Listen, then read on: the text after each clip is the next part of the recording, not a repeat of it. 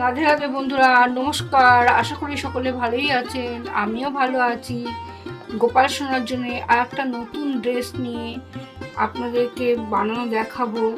সেই ড্রেসের জন্য কি কি কাপড় নিয়েছি সেইগুলো আগে আপনাদের দেখাই।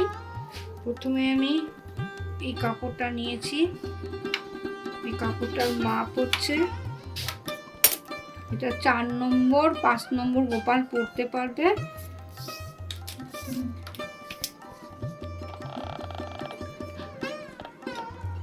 ডবল ভাঁজ করা আছে 16-17, মানে তার মানে 34 ইঞ্চি আছে এটা। আর এইদিকে আছে 4 ইঞ্চি।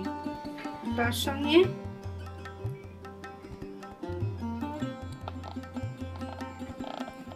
এইটা ব্যবহার করছি, এই নেটটা নিয়েছি। নেটটা অনেকটাই নিয়েছি, যতটা লাগবে।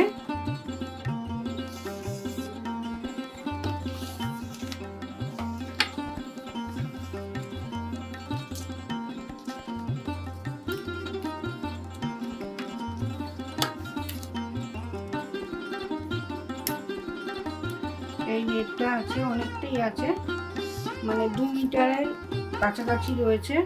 এটা ডবল ফোল্ড করে নিয়েছি। 4 ইঞ্চি 5 ইঞ্চি মতো আছে এখানে।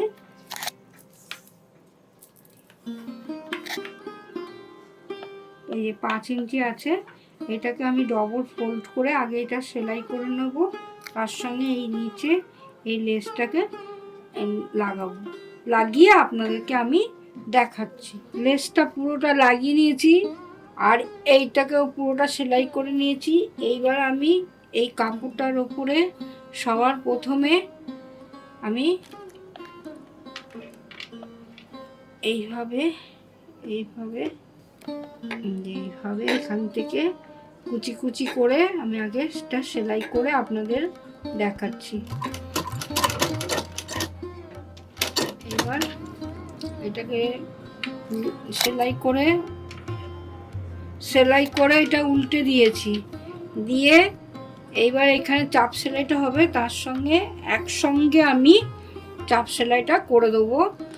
এই যে এইটাকে বসিয়ে দেবো, এটাকে বসালে পুরো চাপ সেলাইটা হয়ে যাবে। এই যে এর উপর দিয়ে সেলাইটা করে দেখাচ্ছি। পুরো এইটাকে লাগিয়ে নিয়েছি, লাগিয়ে নিয়ে এই পাশটাও সেলাই করে নিয়েছি। এবার আমি কুচি করে দেখাচ্ছি।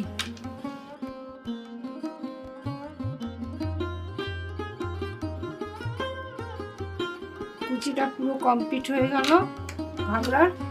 এবার ঘাগরার পটিটা তৈরি করব। পটিটার জন্য কতটা মাপ হয়েছে আগে দেখে নিয়ে 6.5। এখানে কাপড় আছে 8.5 ইঞ্চি আছে। এটা দিয়ে আমি কোমর পটিটা তৈরি করব।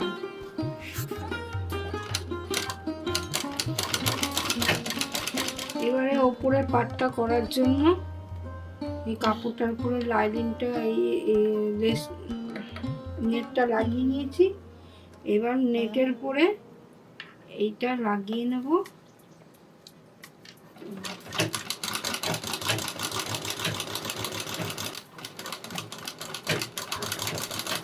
এটাকে আমি কুচি করে নেব, ছোট ছোট করে কুচি করে। জামাটা পুরোটা কমপ্লিট হয়ে গেছে। এই যে এটা এইভাবে লাগালে এরকম গোল মতো হয়ে যাবে। এই যে জামাটা এরকম, এই যে জামাটা পাগড়ির জন্য আমি এই কাগজটা নিয়েছি, মাপটা নিয়েছি আমি 6.5, আর এইদিকে 1.5 ইঞ্চি। এবার আমি একটু ডবল ভাঁজ করে নিয়ে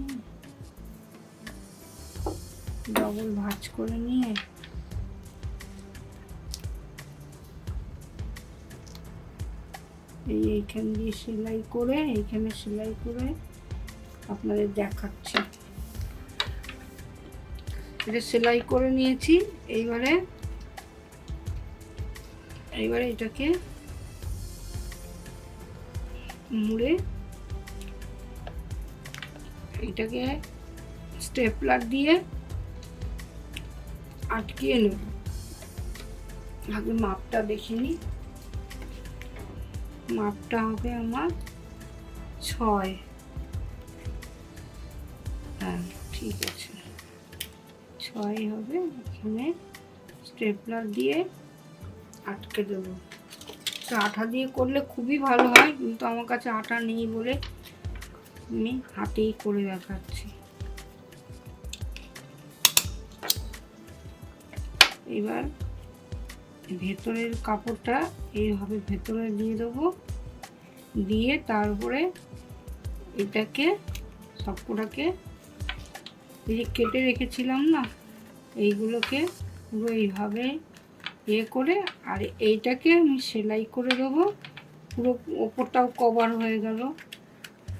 এটাকে আমি এখানটা সেলাই করে দিচ্ছি হাতে, পুরো কভার হয়ে গেল। এই পুরো কভার হয়ে গেল।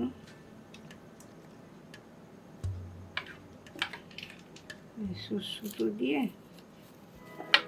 আগে ভেতরেরটা সেলাই করে নিচ্ছি। ভেতরটা সেলাই করে এবার এইগুলোকে পরে লাগিয়ে এইভাবে লাগিয়ে এবারে এই কাপড়টাকে আমি পুরো কভার করে দিই। পুরোটা কভার করে নিলাম। এবার আমি এটাকে সেলাই করে দেবো।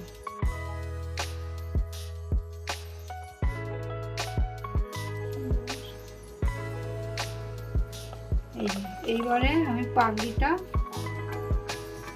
এটাকে পেঁচিয়ে নিয়েছি।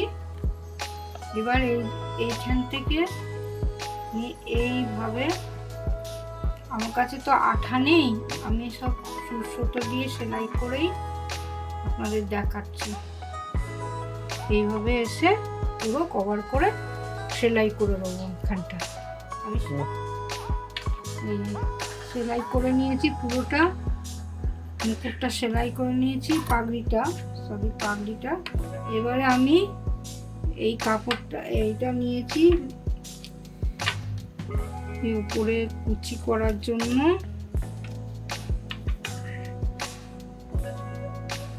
এটা 11 ইঞ্চি আর এইদিকে 1.5 ইঞ্চি। এই একটা আর এই একটা।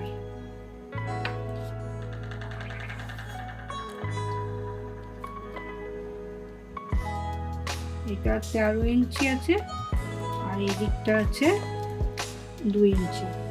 এবার এইটাকে কুচি করব। পুরো জামাটাও কমপ্লিট হয়ে গেছে এবং পাগড়িটাও কমপ্লিট হয়ে গেছে। এবার আমি গোপালকে পরিয়ে দেখাচ্ছি।